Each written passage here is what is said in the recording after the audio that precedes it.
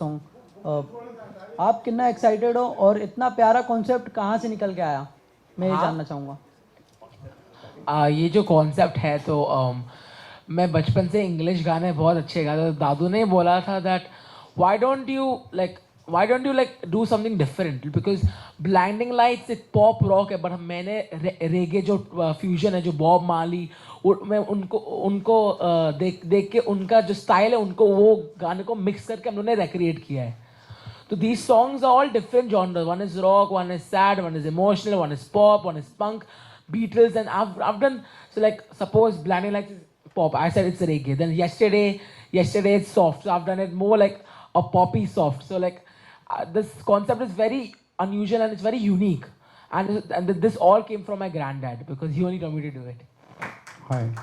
This is for Sunil Sethi. Sunil Sethi, I'd like to ask you that आज की नई young generation के बारे में आपके क्या विचार हैं और क्या उनको इतना काम मिल रहा है जितना वो डिजर्व करते हैं? 100%. यंग जनरेशन के बारे में डिबेट बहुत होता है, लेकिन आई थिंक यंग जनरेशन जितने टैलेंटेड है, जितने ऑनेस्ट है, शायद हम कभी नहीं थे. ऑफ कोर्स उन्हें नॉलेज और एक्सपीरियंस ज़्यादा है because they see so much, but socially बहुत कॉन्शियस भी है ये young generation. I am sure वो अपने टैलेंट के साथ साथ सोशल रिफॉर्म करने की भी हमेशा कोशिश करेगा. आई मीन शायद पहले कभी ऐसे नहीं था कि बम्बई में बैठा हुआ बच्चा अगर टर्की में कुछ हो रहा है या सीरिया में कुछ हो रहा है, तो उनकी कोशिश यही है कि सोशली वो उनको उनकी कितनी मदद कर सके. वो थॉट इनमें है. हम तो सिर्फ सोचते रहते थे कि वो कैसे हो सकता है, लेकिन ये बच्चे कर दिखा रहे हैं. सच्चाई उनमें कूट कूट के भरी हुई है. वो बाकी चीज़ें छल कपट उन्हें पता ही नहीं है क्या है. तो मैं इससे पहले भी जब गोविंद जी के साथ बैठा था तो मैं यही कह रहा था कि इनको लेगेसी अगर देनी चाहिए तो ऐसी क्लीन लेगेसी देनी चाहिए, क्योंकि उन्हें पता ही नहीं कि घूस देना, ये करना, क्या करना है. तो मुझे 5 साल बाद, 10 साल बाद एक ऐसा फ्यूचर दिख रहा है जहाँ things are going to be cleaner, smoother.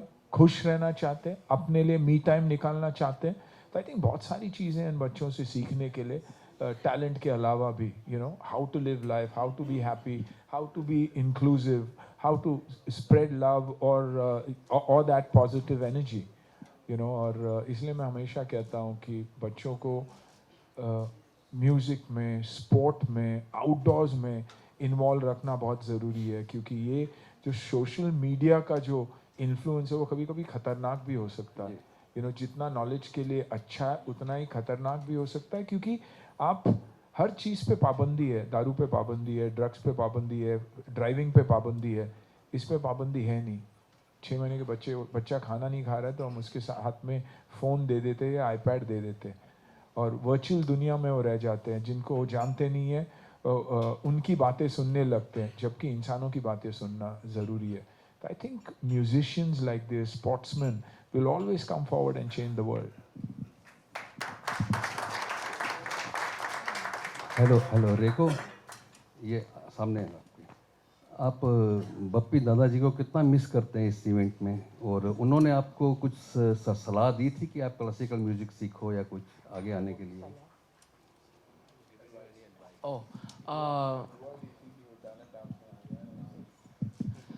I really miss Dadu a lot because if he would be here, then he would be very happy that all the songs have been made and they have been mastered and that's going to be released. So he would have been very happy. But he's there with us. He's physically not there, but he's always in our heart, and he'll always be known through his music, through his humbleness, through his simplicity, and through his kindness. So the advice that my grandpa gave it to me, Dadu gave it to me, was to be humble, simple, and to respect elders. That was the only 3 things he used to tell me to do. Wherever you go, like if you become a huge pop star, rock star, that always be humble, be generous, give to people whatever they want, just entertain people. That's what my grandfather used to do, and that's what I will do. Thanks. I also is training in classical music सीख रहा है, और बहुत जल्दी Indian classical का cover भी निकलेगा, right? Hi, Rego over here, on your right side, this side, right side, yeah. Congratulations, you're simply amazing, and congratulations to the entire family, like Lahiri family. I just wanted to know, like, you are a replica of your, Nadu या मतलब हमको उनकी याद पूरी दिलाती है। कभी mom से या डैड से कहा था कि उनकी जो एक स्टाइल थी एंड यू नो वो थोड़ा जो ज्वेलरी पहनते थे, अभी you are too small actually, but कभी उनकी ज्वेलरी वाली स्टाइल या यू हैव ऐसा कुछ सोचा है या मॉम डैड से आपने कहा है कि यू विल बी ऑल्सो एक स्टाइल अपनी मेंटेन करोगे ना, way you have that look where your dadu used to always like he was inspired from Elvis Presley या तो कुछ उस तरह से अपना एक लुक पर आप कुछ वर्कआउट करने के लिए कुछ बात हुई है, your mom and dad would like to answer on that? So my dress code, like I want to be like Dadu only, like how he used to dress up. He used to wear his chains, his flashy clothes, and his goggles, his glasses, his shoes. So I just want to like the dress code which my Dadu used to wear. I just want to be like him and to make a name like him around the world and to keep the legacy forward and to work hard. Actually, I'll add. सोना पहनने के लिए बहुत मेहनत करना पड़ता है, ठीक है, और सोना कमाने के लिए तो अब तो ये शुरुआत है, खुद के बलबूते पे काम करके मेहनत करके सोना डायमंड जो पहनना है पहनेगा, राइट? एक के बाद एक सोने का चेन ऐड भी होगा। मेरा सवाल राजपाल जी से है, इधर सर। सर आज आप देखते हैं जो छोटे से बच्चे हैं, मैं तो यहाँ तक देखता हूँ बड़ी मुश्किल से 3-4 साल के बच्चे होंगे, उनको भी माँ बाप चाहते हैं कि वो सुनील शेट्टी बन जाए, राजपाल जी बन जाए, शाहरुख खान बन जाए। जो बचपन से एक प्रेशर आ रहा है सोशल मीडिया के कारण, इसको आप किस तरह से देखते हैं? बेसिक क्वेश्चन तो बहुत अच्छा है ये, और इसके जवाब भी बड़ा मुश्किल है देना, लेकिन अगर ये छोटे बच्चे हैं तो हम सब बड़े बच्चे हैं। We are luckiest people in this earth कि हम लोगों ने 3 जनरेशन का पिछले 20 साल में, क्योंकि हमने अब चिट्ठी पत्री का भी ज़माना देखा, उसके बाद में हमने पेजर का भी ज़माना देखा, उसके बाद में मोबाइल का भी ज़माना देखा, और उसके बाद social media, Facebook, Instagram, there is whole world become small village.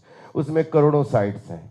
चुनाव बहुत ज़रूरी है, और हर आदमी ये आज की, जैसे अन्ना से बात हो रही कि स्टार्टअप का ज़माना है, और स्टार्टअप में सबको स्टार्ट करना है और सबको दौड़ना है इस रेस में, लेकिन आपको चुनाव बहुत ज़रूरी है कि आपको सिलेक्ट क्या करना है, और उस सिलेक्शन में आप कितने डेडिकेटेड हैं, कितने पैशनेट हैं, कितने आपके अंदर हार्ड वर्क करने की क्वालिटी है।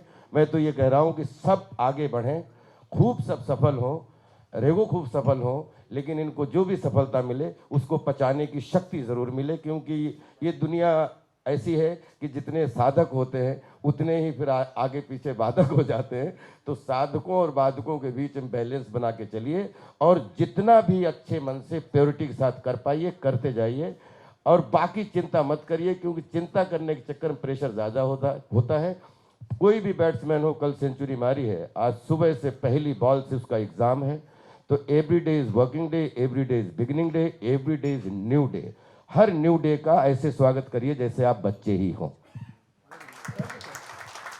सुनील शेट्टी सर से मेरा सवाल है, सर एक वक्त हुआ करता था, हर माँ बाप चाहता था मेरा बेटा डॉक्टर बने, इंजीनियर बने, वकील बने, ब्ला ब्ला ब्ला, लेकिन कहीं ना कहीं अब लोग है ना बड़े पर्दे पर या टेलीविज़न कहें या मोबाइल कहें, उसके ऊपर काफ़ी आकर्षित हो रहे हैं। हर कोई चाहता है मेरा बच्चा स्टार बने, कहीं ना कहीं बॉलीवुड से जुड़े, एक्टिंग से जुड़े, ग्लैमर से जुड़े। आपको लगता नहीं क्या जो देश की तरक्की है, जहां हमको डॉक्टर्स, लॉयर्स, साइंटिस्ट पैदा करना है, मोड़ हो रहा है, कहीं ना कहीं विजन घूम रहा है हमारा? बिल्कुल नहीं सर। स्टार्टअप की दुनिया है, टेक की दुनिया है, साइंस की दुनिया है, और उसी तरह लोग बढ़ रहे हैं। आप क्योंकि इस इंडस्ट्री से जुड़े, आपको सब एक्टर्स और सिंगर और डांसर ही दिख रहे हैं, लेकिन मैं जब दुनिया घूमता हूँ तो मुझे यूनिवर्सिटी जाता हूँ तो मुझे डॉक्टर्स, इंजीनियर्स, और जिससे लोग खुश होते हैं। माँ बाप बहुत कुछ चाहते हैं, लेकिन बच्चा क्या चाहता है ये जानना बहुत ज़रूरी है। एक बार हम जान लिए कि बच्चा क्या चाहता है और उसकी खुशी पर हम ध्यान दें और उसे एनकरेज करें, तो वैसे ही रहना चाहिए।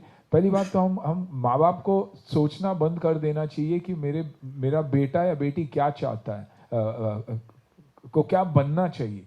उन्हें ये देखना चाहिए कि मेरा बेटा और बेटी चाहते क्या है, खुश कैसे रहेंगे, एक दूसरे को साथ लेकर कैसे चलेंगे। तो I think all professionals are good, all professions are good, and I think Bharat वो प्रोग्रेस कर रहा है, हर डिपार्टमेंट में वो प्रोग्रेस हो रहा है। शायद पिछले डेकेड में जितना प्रोग्रेस दुनिया ने नहीं किया है, भारत ने हर क्षेत्र में किया हुआ है। और हर छोटा जो काम, जो पहले लोग छोटा ब्ला ब्ला ब्ला कहते थे, वो आज ब्ला ब्ला ब्ला नहीं रहा, वो एक प्रोफेशन बना हुआ है।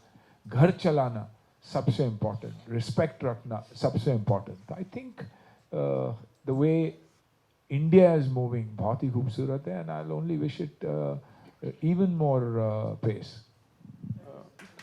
राजपाल जी, जैसे आपने कहा था कि हर एक में एक बच्चा होता है, और आपने भी बच्चे की बात ही की, जब तक अपना दिल जवान है हम बच्चे ही है। कल अगर इलू इलू वाला दिन है, एक्चुअली वैलेंटाइन डे है, आज भी उस पर कितना आप यकीन मतलब मनाते हो? अन्ना, आपसे भी जानना चाहेंगे, whoever wants to know। मैं तो चाहता हूँ कि प्यार बरसता रहे, चाहे माँ बाप हों, चाहे बच्चे हों, चाहे जिनके बच्चे बूढ़े नौजवान, सबके बीच में हर दिन जो है वैलेंटाइन डे हो, 365 दिन वैलेंटाइन डे हो, और उसमें एक दूसरे को रोज़ हक करें, रोज़ विश करें।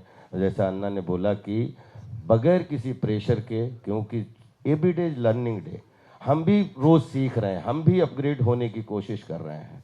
तो हमें ये लगता है कि उसमें बोलते हैं ना कि आत्मविश्वास, परिश्रम, प्यार सफलता की कुंजी है। जो भी आपका कॉन्फिडेंट है, जो भी आप कॉन्फिडेंस से काम करते हैं, हार्ड वर्क से करते हैं, लेकिन लव हर चीज़ में विद्यमान रहे। लव बहुत ज़रूरी, क्योंकि आज पूरी दुनिया में बहुत ज़्यादा प्रेशर है, बहुत ज़्यादा सिचुएशन ऐसी है कि सबको आगे बढ़ना है। इसमें प्रेशर मुक्त होके प्यार के साथ जो काम करिए, सबका स्वागत करिए, और हर दिन प्यार बरसाइए, हर दिन प्यार बरसाइए। Yeah, क्योंकि Valentine for me is not about a boy and a girl. Valentine is about somebody you love. It could be your pet, it could be your family. So Valentine, जैसे राजपाल ने कहा, Valentine's Day सेलिब्रेट करना बहुत ज़रूरी है। कहीं ना कहीं हम भूल गए प्यार का इजहार भी करना और प्यार को सेलिब्रेट करना। So I think it could be a love for your country, it could be love for a sport, but I think the whole meaning is कि कल से शुरू कीजिए और अगले वैलेंटाइन तक वो प्यार बरकरार रखना। that for me is Valentine, and that's why, yes, I do believe in Valentine, but for love, and not for just two individuals, or a man or a woman, and a couple.